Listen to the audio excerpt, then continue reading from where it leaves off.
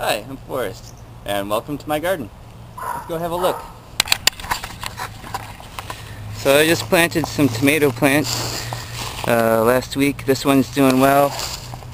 This one's doing okay. These guys are not, and I don't know why, but that's okay. I always buy extra plants, figuring that some will like it here and some won't. This is lamb's quarter. This is one of the plants that I did not plant. I guess a bird planted it for me. But this is a wild edible, and it grows like crazy. Here's some okra, bell peppers, more okra. Got several different kinds of tomatoes. The ones that do best in the Texas heat are the smaller ones. Here's some perennial herbs. More lamb's quarter. This one's huge. I could never eat all this. So here's another example of some plants that are volunteered but are edible. And they're layered. And if you know anything about a food forest, it's trying to imitate natural ecosystems. So we've got the shrub layer here, and then we've got the ground cover layer here, and this is chickweed. It's edible. Lamb's quarter, obviously edible. And then this is sorrel. It kind of looks like clover, but tastes way different. It's got kind of like a sour, lemony kind of flavor. And then also mimicking this forest floor, everything is covered in either wood chips or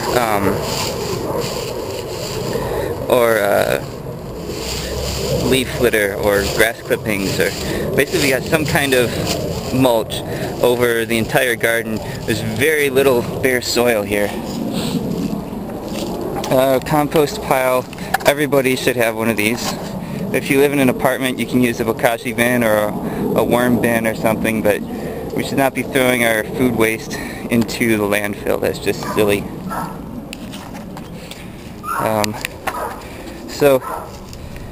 John Jevons wrote a book called How to Grow More Vegetables Than You Ever Thought Possible in Less Space Than You Can Imagine. I recommend it. One thing I learned from him is the idea of a double reach bed. So what a double reach bed is, you can see how it's kind of mounted up here to over there where that other statue is. So a lot of people will they'll plant a row of plants and then a walkway, and then a row of plants and then a walkway, and a row of plants and then a walkway. That's a lot of wasted space and a lot of trampling going on in your garden. So most of my garden is planted in these rectangular blocks with pathways going around them, so I have access and can bring a wheelbarrow through and everything. So what a double reach bed is, I can reach to the center. Oh, here's some sweet potato growing up. When these get maybe about that tall, I'm going to snip them off and plant the slips elsewhere. I can reach to the center,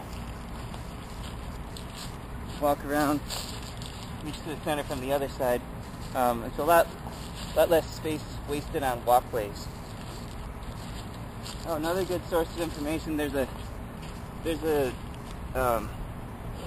documentary called Back to Eden. Highly recommend it. Using these methods, this is the extent of my weeds. Some gardeners complain about how much time they spend weeding, and that's just silly. I mean, look, there, that's for this whole block, that's how much weeds there are.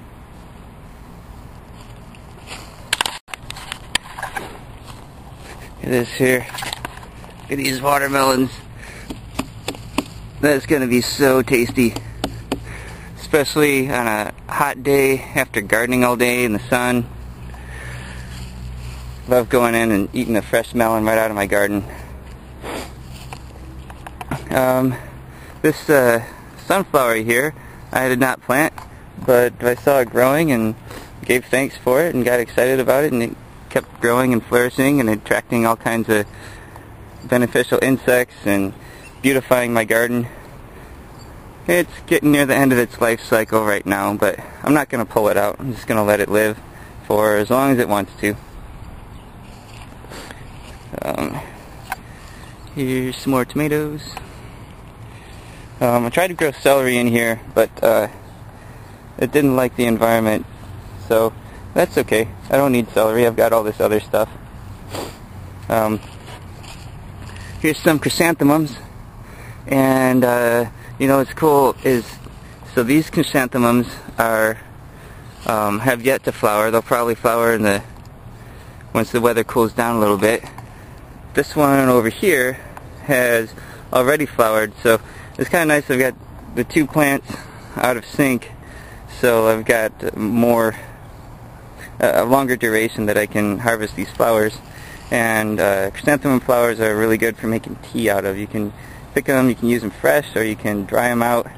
You add, put 1 or 2 or 3 flowers in a cup, and then pour hot water over it. You don't want to boil it in the water, it'll make it bitter. Here's some cucumber. Not doing too well, but that's okay. I got other stuff that is doing well. Hello, Francis. These are chives. They're perennial. These guys are cool. Like, you know, I planted them once, and now they're just there forever. Another sunflower I did not plant, but you know, I wanted to grow there, so I let it. And for some reason, I wanted to lay down for a while and then start growing. Well, it's still kind of growing sideways, but that's okay. It's kind of neat. Here's another lamb's quarter. It got so huge I can barely even walk through there. I have to cut that back and eat it and share it or something. Here's another lamb's quarter. I like how I get them in their different stages in their life cycle. So this guy here is already growing to seed, and this one here is just getting started. It'll be big in a little while. Got some strawberries. This is my first year growing strawberries, and I don't know how to do it yet, but I can learn more about that. Here's what the chrysanthemum flowers look like up close.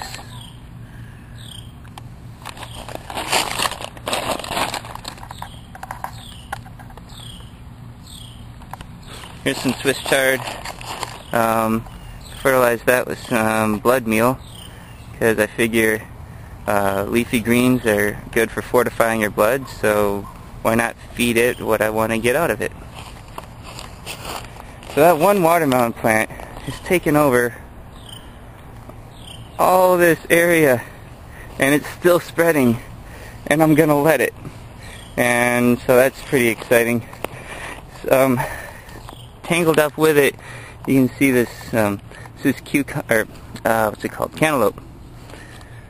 And I don't think I have any right now. Oh, there's another baby watermelon. There's some more baby watermelons. My watermelon is way out producing my cantaloupe this year. My first time growing both. See, there's some weeds, but hardly any. I don't think I already ate all the cantaloupe I'm going to get for this year, but that's okay because I saved the seeds from some of them, planted them over here, and so now I'm going to get more cantaloupes, hopefully later in the year. I don't know if they're going to give me any fruit this year or not, but at least they're pretty. And you can actually pluck these and eat them at this stage of their life. So that's an entire cantaloupe plant right there. Or you can let it grow. So what I want to do, this is my yurt. I took the skin off of it, and I'm just kind of using it as a gazebo slash trellis. A tree fell on it, but it did not break or fall down, and I'm going to repair it with it still standing. I'm not even going to have to take it down to repair it. but I'm going to make a separate video on that. Here's some honeysuckle, which is yet to be planted. Carolina jasmine, star jasmine, and this here is Malabar spinach. This one is edible and grows like crazy, and I did not plant this here. A bird planted it for me, but that's okay because I like it there. I'm just going to let it grow. This is a pretty amazing plant. It's nutritious. It grows like crazy. It doesn't like the frost. So what I do is I have some in a bucket that I take in during the winter, and more on that later. So my plan here is I'm gonna plant vines for privacy all along this side, and I'm gonna plant food all along that side. The side that's pointed towards the woods, I don't really care to cover, but if I get to planting food there, that's fine. I feel like I'm kind of in a fishbowl here with my neighbors right there and right there, and I just don't like them looking at me or me having to look at them. So the more shrubbery and privacy going on, the better. Here's another view of that tree that crashed into here, but as you can see, the yurt did not fall down. And if you check out here, that broke, but the rest of it bent. So once I get the chainsaw out and get this weight off of here, looks to me like I'll only have to replace that one slat, and I can do that with it standing. Even if I had to replace all of those, I can do that with it standing.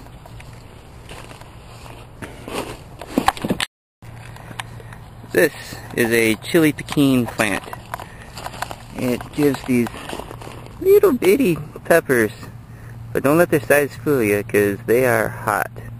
They're tasty though. I don't like habaneros because they're too hot, but these guys are pretty hot, hotter than a jalapeno for their size.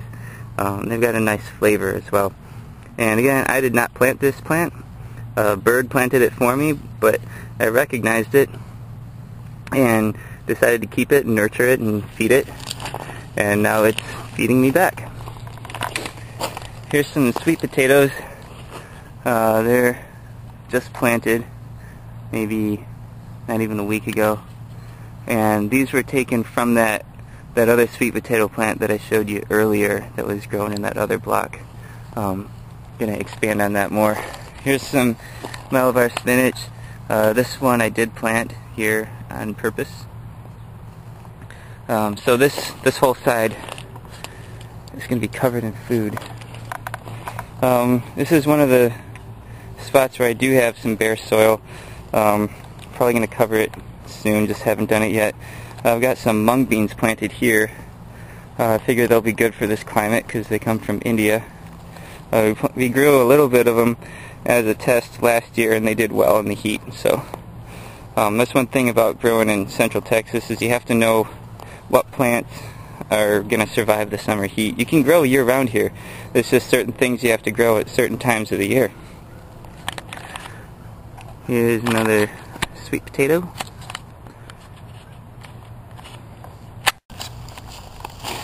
So here's some more sorrel, wild edible.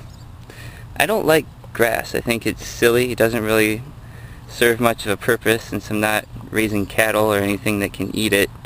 So sometimes when I find a plant that I like this, I'll just go around and rip up all the grass growing all the way around it, and then feed it and nurture it and encourage it to grow. So this bed was inspired by the book Square Foot Gardening by Mel Bartholomew. I highly recommend this book, especially for beginners. Mel is a great author and does a good job of simplifying things and just making it easy for beginners to understand. So if you're just getting started with gardening, I recommend that you start small and manageable, and then once you get bored with it, go ahead and expand from there. So one thing I don't like about the square foot method is the grid lines. So you can see these nails at 1 foot intervals. I used to have grid lines going across and up and down, so everything was divided into squares, and that was good for me for the first year or two, so that I remember what I planted where, and I kept a notebook and all that. But eventually it got to where the squares and the grid lines were just, they seemed silly to me, because plants don't grow that way, and not every plant wants exactly a square foot. This is my second one that I built using a similar method. The difference is underground. You can't see it, but I'll explain in a minute. This one I built with no grid lines, and I liked it better, so I went ahead and took the grid lines off of that one. So one thing, if you want to grow in this area, is you have to have a raised bed, and you have to amend the soil, or better yet, just put soil on top of what's here, because we've got this. See if I can find some native soil here. This was removed from another site, but it's just clay. It's really hard to get stuff to grow in it. I mean, look, Bermuda grass doesn't even want to grow in this crap. So what you need is, the best thing is compost, and you can put it right on top or work it in, it's up to you. One thing I don't like about John Jevons' book is the double digging. That's a hell of a lot of work and not worth it. This way, especially the Back to Eden method, is the best out of all the methods that I've used. It's almost no work. It's so easy. The plants love it. So back to this. All of this soil is imported, meaning that I bought it at a store, mixed it, and brought it in here. There's a lot of work. It's not really permaculture because it takes a lot of input, but once you get it going, it doesn't take that much input. This one here is very similar, except that I dug down, and there's a method called hugelkulture, where you bury logs under the ground, and they act as a sponge for water and nutrients. And that's what I did here. And then I built the frame and built on top of it. So kind of a combination of two different ideas here. Oh, look at all these weeds. Oh, so much work. Okay, so my favorite method out of everything is called sheet mulching. You see this cardboard on the ground? This whole area, all this, was covered in cardboard, and then wood chips piled on top of it.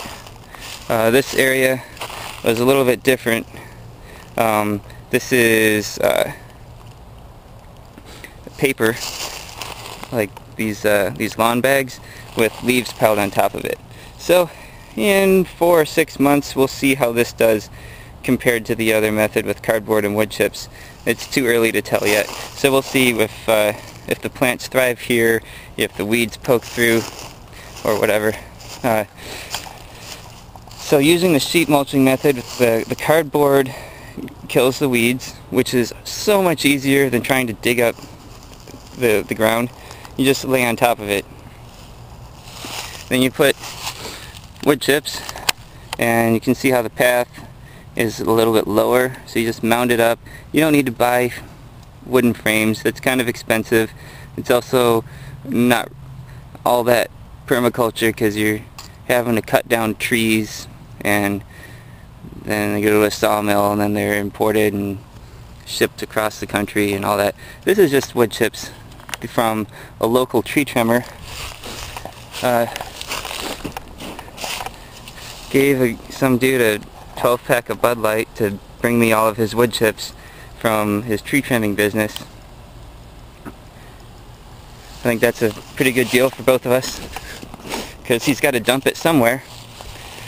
So you make your paths, you decide where you're gonna put the beds, and you just kind of mound it up. And then wherever you put a plant, you scoop out a bowl, like the size of a large salad bowl or whatever, and you put some compost, and then you put the wood chips back over it, and there you go. And plants seem to love it. The okra that I get here, I don't really have any ready. Most people will go ahead and harvest it at this stage, but I let mine get huge. Tomorrow they'll be bigger.